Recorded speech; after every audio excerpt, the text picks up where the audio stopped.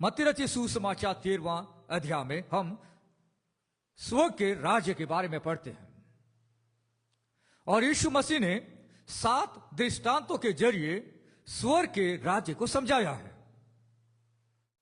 जब प्रभु यीशु मसीह ने अपनी सेवकाई की शुरुआत धरती पर करी,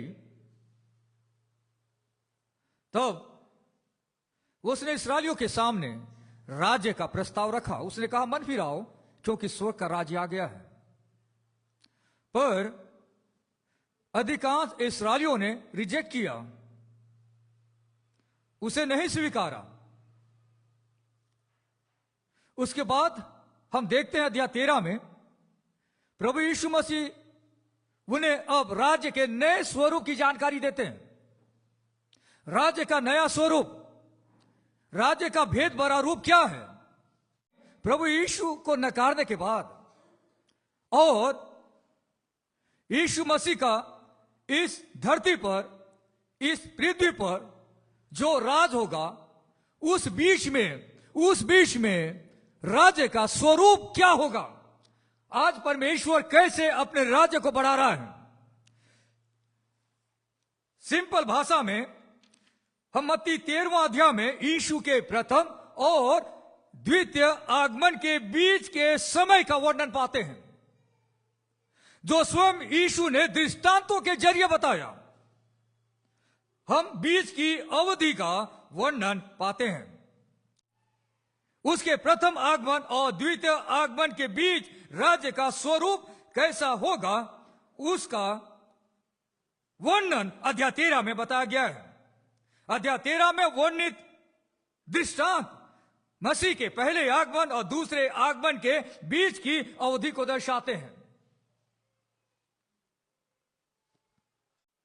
प्रभु यीशु दृष्टांतों की एक श्रृंखला के जरिए, 7 दृष्टांत यहां पे दिए गए हैं। प्रभु यीशु दृष्टांतों की एक श्रृंखला के जरिए इस अवधि की एक झलक लोगों के सामने रखते हैं। और इस युग में शामिल है कलीसिया युग और 7 साल का महाक्लेश। यानी अध्याय 13 कवर करता है कलीसिया युग और 7 साल का महाक्लेश। बाइबल में लिखा है कलीसिया का रैप्चर होगा, बीच बादल में यीशु से मुलाकात होगी और उसके बाद इस धरती पर 7 साल का महाक्लेश होगा। उस दौरान कलीसिया यहां पर नहीं रहेगी। बहुत सारे लोग शिक्षा दे रहे हैं कि महाक्लेश के दौरान कलीसिया रहेगी, पर नहीं, कलीसिया उठा ली जाएगी। 7 साल का महाक्लेश में भी राज्य का सुसमाचार बताया जाएगा। उस दौरान भी कई सारे अन्य जाति के लोग प्रभु पर विश्वास करेंगे, कई सारे यहूदी प्रभु पर विश्वास करेंगे। पर जब यह 7 साल समाप्ति की ओर आएगा और इस्राएलियों पर जबरदस्त सताव आएगा, इस्राएली प्रभु को पुकारेंगे, इस्राएल राष्ट्र प्रभु को पुकारेगा, उसी समय यीशु का आगमन इस धरती पर होगा। इसलिए अध्याय 13 बाइबल का एक महत्वपूर्ण अध्याय है जो एक बड़े भेद को प्रकट करता है। दृष्टांत नंबर 1 में हमने देखा बीज बोने वाले का दृष्टांत। इस दृष्टांत में हम देखते हैं कि अधिकांश लोगों ने प्रभु के राज्य को रिजेक्ट किया, यीशु को रिजेक्ट किया। उसके बाद हम दृष्टांत 2 में हम इस बात को जानते हैं कि इस युग में, यानी यीशु के प्रथम आगमन और द्वितीय आगमन के बीच के युग में, यानी स्वर्ग के राज्य में वास्तविक विश्वासी और नकली विश्वासी दोनों पाए जाएंगे। इसीलिए आज कलीसियाओं में रियल क्रिश्चियन और एक प्रकार से दिखावटी क्रिश्चियन पाए जाते हैं, दोनों पाए जाएंगे। जब कटनी का समय होगा तब दोनों अलग किए जाएंगे, तब पता चलेगा कि वास्तविक विश्वासी कौन थे और नकली विश्वासी कौन थे। दृष्टांत नंबर 3 हमने देखा राई के बीज का दृष्टांत। राई एक छोटा सा बीज है, पर यह बढ़कर विशाल पेड़ बन जाता है। यह दृष्टांत यहां बताया गया है। राज्य की छोटी शुरुआत होगी, पर इसकी अभूतपूर्व वृद्धि होगी। आज हम देख रहे हैं स्वर्ग के राज्य का विस्तार पूरी दुनिया में हुआ है, और यह बात ऑलरेडी पहले से प्रभु यीशु ने इन दृष्टांतों में बताई थी। राज्य का विस्तार होगा, पौधा से पेड़ बनना यह दर्शाता है कि राज्य की असाधारण वृद्धि होगी। आज प्रभु यीशु मसीह का राज्य पूरी दुनिया में फैला हुआ है। दृष्टांत नंबर 4, खमीर का दृष्टांत। खमीर एक बार जब आटा में मिलाया जाता है तो खमीर का जो मिलना है उसके ग्रोथ को फिर रोकना बड़ा मुश्किल है, रोकना बड़ा मुश्किल है। कोई उसे रोक नहीं पाएगा। राज्य की शुरुआत जब होगी और जब इसका ग्रोथ होगा तो दुनिया में कोई भी राज्य को रोक नहीं पाएगा। राज्य लोगों को प्रभावित करेगा। जो देश प्रभु को मानने वाला होता है वह कई लोगों को प्रभावित करता है। जिन देशों ने प्रभु को ग्रहण किया, जिन देशों की जनता ने प्रभु को ग्रहण किया, उन देशों के जरिए बहुत सारे लोग लाभान्वित होते हैं। यह था दृष्टांत नंबर 4। आज हम दृष्टांत 5, 6 और 7 को एक साथ देखेंगे और समझने का प्रयास करेंगे कि इस वचन के द्वारा प्रभु हमें क्या सिखाना चाह रहा है। आइए पाठ हम पढ़ते हैं। मत्ती रचित सुसमाचार 13वां अध्याय, दृष्टांत नंबर 5 पर 44। स्वर्ग का राज्य खेत में छिपे हुए धन के समान है, जिसे किसी मनुष्य ने पाया और छिपा दिया, और मारे आनंद के जाकर अपना सब कुछ बेच दिया और उस खेत को मोल ले लिया। छिपे हुए धन का दृष्टांत। उसके बाद दृष्टांत नंबर 6 पद 45 और 46। फिर स्वर्ग का राज्य एक व्यापारी के समान है, जो अच्छे मोतियों की खोज में था। जब उसे एक बहुमूल्य मोती मिला तो उसने जाकर अपना सब कुछ बेच डाला और उसे मोल ले लिया। पद 44 से पद 40 तक हम 2 दृष्टांतों का वर्णन पाते हैं। छिपे हुए धन का दृष्टांत, या दूसरे शब्दों में छिपे हुए खजाने का दृष्टांत, और अनमोल मोती का दृष्टांत, अनमोल मोती का दृष्टांत। इन दोनों दृष्टांतों में हम देखते हैं कि यीशु मसीह मोल लेता है, यीशु मसीह खरीदता है। पद 44 के अनुसार खेत को किसी मनुष्य ने मोल ले लिया। पद 46 के अनुसार बहुमूल्य मोती या अनमोल मोती को एक व्यापारी खरीद लेता है। इन दोनों दृष्टांतों के अनुसार हम देख पा रहे हैं कि छिपा हुआ धन और बहुमूल्य मोती या अनमोल मोती खरीदा जाता है, और खरीदने वाला यहां पे यीशु मसीह है। यीशु मसीह ने राज्य को खरीदा, जिसमें निश्चित तौर से लोग शामिल हैं जो परमेश्वर के राज्य का हिस्सा बनेंगे। जो लोग राज्य का हिस्सा बनेंगे उनको यीशु मसीह ने खरीदा है। जो लोग राज्य का हिस्सा बनेंगे, चाहे वह यहूदी हो या अन्य जाति हो, दोनों को प्रभु यीशु ने खरीदा है और वे इस युग का हिस्सा हैं। दोनों इस युग का हिस्सा हैं। आइए अब ध्यान से दृष्टांत नंबर 5 को समझेंगे। स्वर्ग का राज्य खेत में छिपे हुए धन के समान है, जिसे किसी मनुष्य ने पाया और छिपा दिया, और मारे आनंद के जाकर अपना सब कुछ बेच दिया और उस खेत को मोल ले लिया। स्वर्ग का राज्य खेत में छिपे हुए धन के समान है। इस दृष्टांत का अर्थ यीशु मसीह ने नहीं बताया है, इसलिए बहुत सारे लोग अलग अलग तरीके से इस दृष्टांत का अर्थ लोगों को समझाते हैं। हम इस दृष्टांत को इस कॉन्टेक्स्ट में समझने का प्रयास करेंगे कि इसका क्या मतलब है।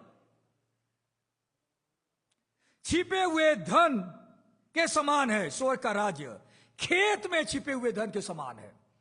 ध्यान से देखिएगा, स्वर्ग का राज्य खेत में छिपे हुए धन के समान है, जिसे किसी मनुष्य ने पाया और छिपा दिया। किसी व्यक्ति को पता चला कि खेत के अंदर में धन है, और जब उसे पता चला तो उसने फिर से उसे ढक लिया, छिपा दिया, और वो व्यक्ति उस खेत को खरीद लेता है। उस जमाने में लोग अपनी बहुमूल्य वस्तुओं को जमीन के अंदर गाड़ के रखते थे। क्यों रखते थे? आप जानते हैं कि इस्राएल वो देश है जो हमेशा कई प्रकार के युद्ध को झेलते आ रहा है। इस्राएलियों पर कई सारे देशों ने हमला किया। जब आप बाइबल को पढ़ते हैं, पुराना नियम, तो भी आप जानते हैं कि इस्राएली लोग बंधुआई में चले गए। कई बार इधर से पड़ोस से अटैक होता था और वे उस जगह को खाली करके चले जाते थे, पर वो धन जो उन्होंने गाड़ कर रखा है वो जमीन के ही अंदर है। इसलिए उन्हें पता है कि इस जमीन के अंदर में धन है, इसलिए वे अपने पास धन को रखते नहीं थे, क्योंकि जब कोई दुश्मन आएगा तो उनकी जो जो बहुमूल्य वस्तुएं हैं घर में रखी है उठा के ले जाएंगे। इसलिए खेत के अंदर में गाड़ कर रखते थे। आज वर्तमान में यह प्रथा हमारे देश में नहीं के बराबर है। हो सकता है कि कुछ लोग रखते भी होंगे, पर आज लोग अपने धन को बैंक में, लॉकर में जमा करके रखते हैं। कानूनन प्रक्रिया को फॉलो करते हैं कि वहां पर उनका धन सुरक्षित रहेगा। पर उस समय में कोई बैंक तो था नहीं जहां पर लोग जाकर अपने सोना को, अपनी चांदी को रखें। इसलिए लोग जमीन में गाड़ कर छिपा कर रखते थे। तो यहां पर बताया गया है कि एक व्यक्ति उस खेत में गया था। हो सकता है उस खेत में काम कर रहा था, हल जोत रहा होगा। तब अचानक जब हल जोत रहा था तो नीचे से आवाज आई। उसने खोदा, उसने देखा अंदर क्या है। उसने देखा यहां पर तो धन है। उसने तुरंत उसे ढक लिया और उसने पैसे की व्यवस्था करी और उस खेत को उसने मोल ले लिया, उस खेत को उसने खरीद लिया। कौन है यह छिपा हुआ धन? जब आप बाइबल को पढ़ते हैं तो आप समझ पाएंगे कि बाइबल में इस्राएल को परमेश्वर का निज धन बताया गया है। इस्राएल को, आइए उस पाठ को पढ़ते हैं। निर्गमन की पुस्तक 19वां अध्याय पद 5। यहां पर लिखा, इसलिए अब यदि तुम निश्चय मेरी मानोगे और मेरी वाचा का पालन करोगे तो सब लोगों में से तुम ही मेरा निज धन ठहरोगे। समस्त पृथ्वी तो मेरी है। इस्राएल को परमेश्वर का निज धन बताया गया है। एक और पाठ हम पढ़ते हैं, भजन 135 पद 4। यहां ने तो याकूब को अपने लिए चुना है, अर्थात इस्राएल को अपना निज धन होने के लिए चुन लिया है। इस्राएल को यहां पर परमेश्वर का निज धन बताया गया है। निज धन यानी ओन पोजीशन, निज धन, खुद का धन। प्रभु यीशु का इस धरती पर आने का एक कारण यह भी था कि वह इस्राएलियों को बचा सके। इस्राएलियों को छुटकारा दे सके। यहां पर लिखा है कि उसने मारे आनंद के जाकर अपना सब कुछ बेच दिया और उस खेत को मोल ले लिया। परमेश्वर के वचन में हम पढ़ते हैं कि प्रभु यीशु मसीह ने अपना सब कुछ स्वर्ग पर छोड़ दिया और वो इस धरती पर आया। और फिलिपियों के पत्र 2 अध्याय पद 5 से 8 के अनुसार उसने अपने आप को शून्य कर दिया और दास का रूप धारण किया और वो इस धरती पर आ गया। इस्राएलियों को बचाने के लिए प्रभु यीशु ने स्वर्ग को छोड़कर, अपनी महिमा को छोड़कर इस धरती पर जन्म लिया कि वो उस धन को खरीद सके, इस्राएलियों को खरीद सके। सत्यता क्या है? इस युग में इस्राएलियों का अस्तित्व बना रहेगा। छुटकारा पाया इस्राएल मिलेनियम में प्रवेश करेगा। इस युग में इस्राएल का अस्तित्व बना रहेगा। छुटकारा पाया इस्राएल मिलेनियम में प्रवेश करेगा। जब प्रभु यीशु मसीह संसार में था और वो अपनी सेवकाई को कर रहा था, तो उसने यहूदियों के बीच में सेवा करी, उन्हें राज्य का सुसमाचार दिया। बहुत सारे लोगों ने प्रभु के वचन को रिजेक्ट किया, पर कुछ लोगों ने ग्रहण किया। आज कितने इस्राएली कहां कहां पर हैं कोई नहीं जानता। एक प्रकार से वे छिपे हुए हैं। पूरी दुनिया में किधर किधर इस्राएली लोग, किधर किधर प्रभु पर विश्वास करने वाले यहूदी लोग पाए जाते हैं, कोई नहीं जानता। लेकिन जब महाक्लेश के अंत का समय आएगा, बाइबल में लिखा है सारे यहूदी लोग गेदर होंगे और छुटकारा पाए हुए यहूदी मिलेनियम राज में एंट्री करेंगे। 1000 साल के राज में एंट्री मारेंगे। रिडीम्ड इज़राइल, यानी जो इस्राएल छुटकारा पाया हुआ है, वह परमेश्वर के राज्य में, मैसियानिक किंगडम यानी यीशु के राज्य में एंट्री पाएंगे। यहां पर जो खेत में छिपा हुआ धन है, ऐसा लगता है वचन को पढ़कर कि वह इस्राएल राष्ट्र के लिए कहा गया है। दूसरा दृष्टांत जो हम आगे पढ़ते हैं, आगे दृष्टांत नंबर 6, 45 और 40। फिर स्वर्ग का राज्य एक व्यापारी के समान है जो अच्छे मोतियों की खोज में था। जब उसे एक बहुमूल्य मोती मिला तो उसने जाकर अपना सब कुछ बेच डाला और उसे मोल ले लिया। बहुमूल्य मोती का दृष्टांत, अनमोल मोती का दृष्टांत। यहां पर जो बहुमूल्य मोती है वह कलीसिया को बताता है। Pearl of great value represent the church. बहुमूल्य मोती कलीसिया है। परमेश्वर ने इस्राएल राष्ट्र के लिए अपने प्राण को दे दिया। यीशु मसीह ने इस्राएली लोगों के लिए अपने प्राण को दे दिया। यीशु मसीह ने कलीसिया बनाने के लिए अपने प्राण को दे दिया। यीशु ने अपने लोहू के द्वारा कलीसिया को खरीदा। क्रूस पर बलिदान होकर उसने कलीसिया को खरीदा। बहुमूल्य मोती का फॉर्मेशन कैसे होता है? समुद्र के अंदर में गहराइयों में जो सीप होता है, जिसे हम कस्तूरा भी कहते हैं, वहां पर मोती शेप लेता है और उसके लिए सीप को बहुत दर्द होता है, पर वहां से बाहर निकलता है बहुमूल्य मोती। प्रभु यीशु ने कलीसिया को बनाने के लिए बहुत दुख उठाया, दर्द उठाया। प्रभु ने ताड़नाओं को भी सहा कि उसके बलिदान के जरिए कलीसिया बाहर आ सके, प्रभु की दुल्हन तैयार हो सके। यानी क्या है? यानी यह है कि इस युग में कलीसिया बढ़ती रहेगी। इस युग में कलीसिया बढ़ती रहेगी। यीशु मसीह ने स्वर्ग को छोड़ा और वो इस धरती पर आया और एक व्यापारी के जैसा उसने अपने लोहू को देकर कलीसिया को खरीदा।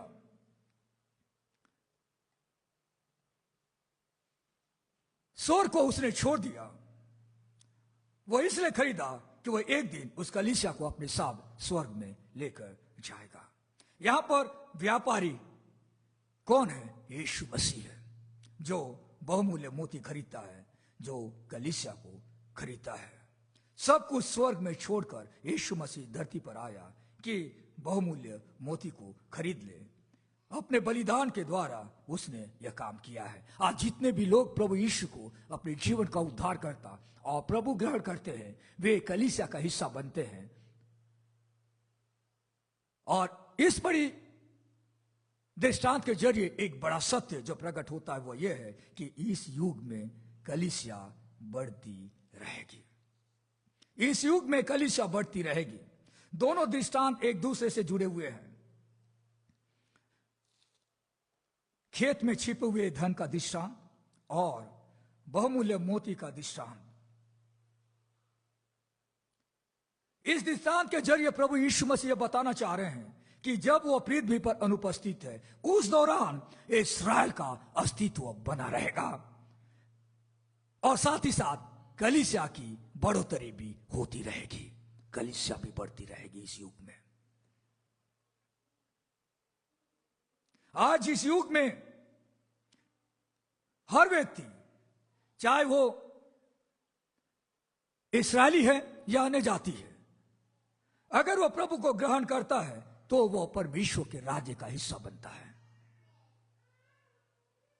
कलीसिया में दोनों लोग शामिल हैं, विश्वास करने वाले यहूदी और विश्वास करने वाले अन्य जाति के लोग, दोनों शामिल हैं।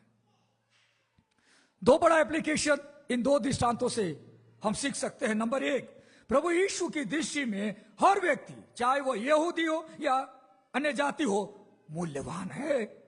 उसका क्रूस काट पर बलिदान होना यह दर्शाता है प्रभु यीशु के नजर में हर व्यक्ति मूल्यवान है। इसलिए हर व्यक्ति को बचाने के लिए प्रभु यीशु इस संसार में आया, चाहे वो यहूदी हो या अन्य जाति हो। प्रभु यीशु की दृष्टि में हर व्यक्ति, चाहे यहूदी या अन्य जाति हो, मूल्यवान है। उसका क्रूस काट पर बलिदान होना यह दर्शाता है। मेरे प्रियो, अगर आप प्रभु की संतान हैं तो आप प्रभु के नजर में मूल्यवान हैं। दूसरी बड़ी बात, हर विश्वासी यानी जो राज्य की संतान है उसका यह दायित्व है, हर विश्वासी का यह दायित्व है कि वह बिना पक्षपात के हर व्यक्ति को राज्य का सुसमाचार बताएं। हर विश्वासी का दायित्व है बिना पक्षपात के हर व्यक्ति को, चाहे वो कोई भी व्यक्ति हो, उसे परमेश्वर के राज्य का सुसमाचार बताना जरूरी है। आगे हम आखिरी दृष्टांत देखते हैं जो पद 47 से 50 पद तक हमें देखने को मिलता है। जाल का दृष्टांत, आइए पढ़ते हैं। फिर स्वर्ग का राज्य उस बड़े जाल के समान है जो समुद्र में डाला गया और हर प्रकार की मछलियों को समेट लिया। स्वर्ग का राज्य बड़े जाल के समान है जो समुद्र में डाला गया और हर प्रकार की मछलियों को समेट लिया। और जब जाल भर गया तो मछुए उसको किनारे पर खींच लाए और बैठकर अच्छी अच्छी तो बर्तनों में इकट्ठा की और निकम्मी निकम्मी फेंक दी। जगत के अंत में ऐसा ही होगा। स्वर्गदूत आकर दुष्टों को धर्मियों से अलग करेंगे और उन्हें आग के कुंड में डालेंगे जहां रोना और दांत पिसना होगा। यीशु मसीह इस दृष्टांत की व्याख्या कर रहे हैं। यीशु मसीह कह रहे हैं कि जगत के अंत में क्या होगा। जब यीशु मसीह दोबारा इस धरती पर आएगा तो उस दौरान इस युग का अंत होगा और 1000 साल का राज शुरू होगा। पर इस युग के अंत के समय में क्या होगा, यहां पे लिखा गया है, हर प्रकार की मछलियों को समेट लाया। और जब जाल भर गया तो मछुए उसको किनारे पर खींच लाए और बैठकर अच्छी अच्छी तो बर्तनों में इकट्ठा की, यानी अच्छी मछलियां उन्होंने ली, इकट्ठा की और बर्तनों में रखी और निकम्मी निकम्मी फेंक दी। अच्छी मछलियों को बर्तन में रखा गया, निकम्मी यानी बुरी मछलियों को फेंक दिया गया। अच्छी मछलियों का मतलब क्या है? उद्धार पाए हुए लोग। उद्धार पाए हुए लोग इकट्ठे किए गए, उसमें यहूदी और अन्य जाति दोनों शामिल हैं। निकम्मी मछलियों को फेंक दिया गया, मतलब क्या है? जो अधर्मी लोग हैं, यहां पे बताया गया है, अधर्मी लोग यानी दूसरे लोग को आग के कुंड में डाल दिया जाएगा जहां रोना और दांत पिसना होगा। अच्छी मछलियों से तात्पर्य धर्मी लोगों से है और बुरी मछलियों से तात्पर्य दुष्ट लोगों से है। सेपरेशन होगा, अलगाव होगा। इस युग के अंत में अलगाव होगा। यहां पे बताया गया है कि स्वर्गदूत आकर दुष्टों को धर्मियों से अलग करेंगे, मतलब अलगाव होगा। यह अलगाव कब होगा? जब यीशु मसीह इस धरती पर आएगा और अपने राज्य को स्थापित करेगा, उसी समय यह अलगाव दिखेगा। धर्मी लोग परमेश्वर के राज्य में प्रवेश करेंगे और अधर्मी यानी दुष्ट लोग यानी अविश्वासी लोग आग के कुंड में डाल दिए जाएंगे। सत्यता क्या है इस दृष्टांत का?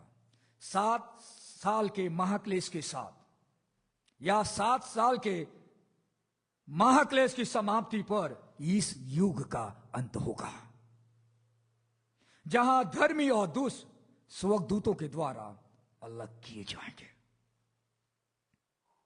यह एक बड़ा भेद है, यह एक बड़ा भेद है जो यीशु मसीह इन दृष्टांतों के जरिए लोगों को बता रहे हैं। इस अध्याय में हम 7 दृष्टांतों के बारे में पढ़ते हैं। आइए समरी एक बार मैं आपको समझा देता हूं। सारांश में 7 दृष्टांत क्या बता रहे हैं। बाइबल में इन दृष्टांतों को भेद कहा गया है। भेद यानी मिस्ट्री मतलब सीक्रेट, भेद, रहस्य। पुराने नियम में जो लोग रहा करते थे, इन बड़े रहस्यों को वे नहीं जानते थे। कुछ सच्चाइयां वे जानते थे, पर इस दृष्टांत के जरिए यीशु मसीह उन्हें एडिशनल सच्चाइयां दे रहे हैं।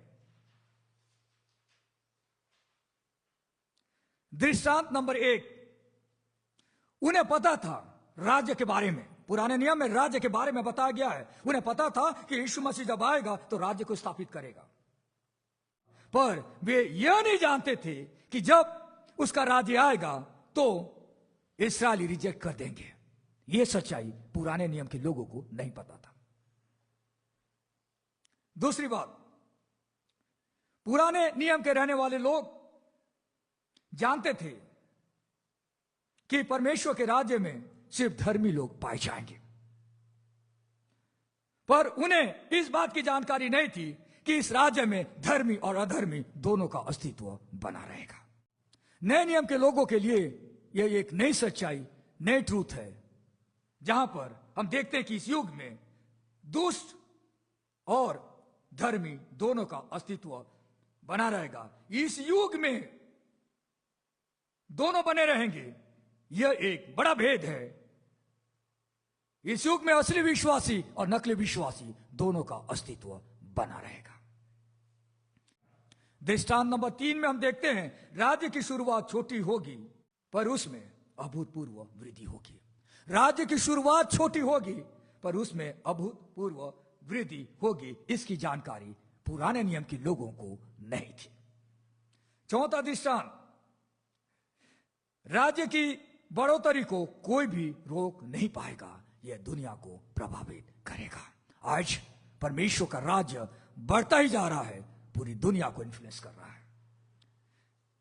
दृष्टांत नंबर 5, इस युग में इस्राएल का अस्तित्व बना रहेगा और परमेश्वर इस्राएल की रक्षा कर रहा है।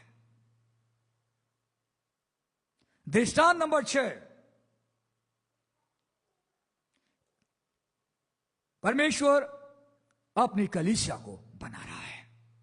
मतलब दृष्टांत 5 और 6 बताते हैं कि इस दौरान परमेश्वर इस्राएल के अस्तित्व को बनाए रखा है, उन्हें मेंटेन कर रखा है, उनकी रक्षा कर रहा है, पर साथ साथ परमेश्वर कलीसिया को भी बढ़ा रहा है। और आखिरी बात, यीशु के प्रथम व द्वितीय आगमन के बीच का युग न्याय से समाप्त होगा, जहां परमेश्वर दुष्टों को धर्मियों से अलग करेगा। पद 51 और 52 में क्या लिखा है? क्या तुमने ये सब बातें समझी? उन्होंने उससे कहा हां। 7 दृष्टांत देने के बाद प्रभु यीशु मसीह उनसे पूछते हैं, क्या तुमने ये सब बातें समझी? उन्होंने उससे कहा हां। यीशु ने उनसे कहा, इसलिए हर एक शास्त्री जो स्वर्ग के राज्य का चेला बना है, उसने उनसे कहा, इसलिए हर एक शास्त्री जो स्वर्ग के राज्य का चेला बना है उस गृहस्थ के समान है जो अपने भंडार से नई और पुरानी वस्तुएं निकालता है। मतलब क्या है? हम एक गृहस्थ के समान हैं। प्रभु ने हमें कुछ जिम्मेदारी दी है। हमारे लिए एप्लीकेशन क्या है? पद 51-52 के अनुसार, राज्य के नागरिक होने के नाते, यानी जो स्वर्ग के राज्य का चेला बनता है, राज्य के नागरिक होने के नाते हमें दोनों का, यानी पुराना नियम व नया नियम की शिक्षा लोगों को देना है। यीशु मसीह यह बताना चाह रहे हैं कि वर्तमान युग में दोनों शिक्षा देना जरूरी है। आज कलीसिया को पुराना नियम की शिक्षा को समझना जरूरी है, पर साथ ही साथ कलीसिया को नया नियम की शिक्षा भी जानना जरूरी है, अन्यथा प्रभु के वचन को नहीं समझ पाएगा। पुराना नियम की सत्यता को हमें प्रकट करना है, पर साथ ही साथ नए नियम की सत्यता को भी हमें लोगों को प्रकट करना है। पुराना नियम एक आधार है, पुराना नियम एक प्रकार का जो हमारे लिए फाउंडेशन का काम करता है, जिस पर नया नियम की शिक्षा निर्मित होती है। बहुत सारे लोग पुराना नियम की शिक्षा नहीं देते, इसलिए नए नियम की शिक्षा को कंफ्यूज करते हैं। नया नियम की शिक्षा अपने शब्दों में बताते हैं, क्योंकि उन्हें पुराना नियम की शिक्षा नहीं मालूम। इसलिए एक पास्टर की जिम्मेदारी है, इसलिए एक अगुवे की जिम्मेदारी है कि वो अपनी कलीसिया को, अपने लोगों को बाइबल में दी गई शिक्षाओं को, जो पुराना नियम में है और साथ ही साथ जो नया नियम में, दोनों शिक्षा लोगों को दें। दोनों शिक्षाएं, पुराना नियम में दी गई शिक्षा और नए नियम में दी गई शिक्षा को शेयर करना हर विश्वासी की जिम्मेदारी है। बहुत सारे लोग दुनिया में कहते हैं कि कलीसिया ने इस्राएल का स्थान ले लिया है, इसलिए जब यीशु मसीह आएगा इस धरती पर तो कलीसिया का रैप्चर होने वाला नहीं है, कलीसिया उठाई जाने वाली नहीं है, क्योंकि परमेश्वर पहले इस्राएलियों के लिए आया, इस्राएलियों ने रिजेक्ट किया, पर नए फॉर्म में आज कलीसिया ने इस्राएल का रूप ले लिया है और यीशु मसीह आएगा और कलीसिया को, यानी इस्राएल को बचाएगा, जिसे थियोलॉजिकल टर्म में हम अमिलेनियल कहते हैं। यानी वे यह कहते हैं कि 1000 साल का रेन अलग से होने वाला नहीं है, यीशु मसीह आएगा और वह इसी धरती पर राज करेगा। पुराना नियम की शिक्षा को नए नियम की शिक्षा से मिक्स कर दिया गया है, क्लैरिटी खत्म हो गई है। यीशु मसीह के प्रथम आगमन और द्वितीय आगमन के बीच में राज्य का नया स्वरूप कैसे होगा, उसकी जानकारी अध्याय 13 में दी गई है। शुरुआत कैसे होगी, अंत कैसे होगा, बीच में क्या होने वाला है, सारी जानकारी अध्याय 13 में दृष्टांतों के जरिए प्रभु यीशु ने अपनी कलीसिया को दी। फिर से हम इन तीनों एप्लीकेशन को रिपीट करेंगे कि आपको याद में रहे कि हम आपको क्या बताना चाह रहे हैं। प्रभु यीशु की दृष्टि में हर व्यक्ति मूल्यवान है। यीशु का क्रूस काट पर बलिदान होना यह दर्शाता है। हर विश्वासी का यह दायित्व है कि वो बिना पक्षपात के हर व्यक्ति को राज्य का सुसमाचार बताएं।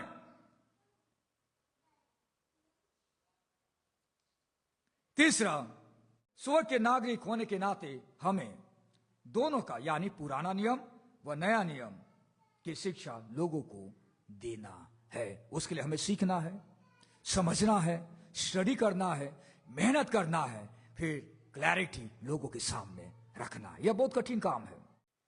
मेरे प्रियो, हम प्रभु का धन्यवाद करते हैं कि उसने हमारी मदद की कि हम इस अध्याय के 7 दृष्टांतों को समझ सकें। मैं विश्वास करता हूं कि यह दृष्टांत आपके विश्वास को मजबूत बनाएगा। आइए प्रार्थना करें। प्यारे परमेश्वर पिता, हम धन्यवाद देते हैं आज के वचन के लिए। आपने हमारी सहायता की कि प्रभु लगातार हम इन 7 दृष्टांतों को समझ सके। आज का दृष्टांत भी प्रभु हमारे लिए बहुत मायने रखता है। इस युग को समझने के लिए आप इस्राएलियों से प्यार करते हैं, आप इस्राएलियों के साथ बांधी गई वाचा को पूरा करेंगे। हम धन्यवाद देते हैं परमेश्वर पिता कलीसिया के लिए, जिसे खरीदने के लिए आपने क्रूस काट पर अपना लहू को बहाया। प्रभु, हम धन्यवाद देते हैं आपकी योजनाओं के लिए कि कैसे आपके नाम से बचाए गए लोग, चाहे वह यहूदी हो या अन्य जाति हो, जो महाक्लेश के दौरान आप पे विश्वास करेगा, वह मिलेनियम राज में प्रवेश करेगा और कलीसिया भी मिलेनियम राज में रहेगी। इस बड़ी सच्चाई को समझने के लिए प्रभु आपने हमारी मदद की, इसलिए हम दिल से आपको धन्यवाद देते हैं और उद्धारकर्ता प्रभु यीशु के नाम से हम इस प्रार्थना को मांगते हैं, आमीन।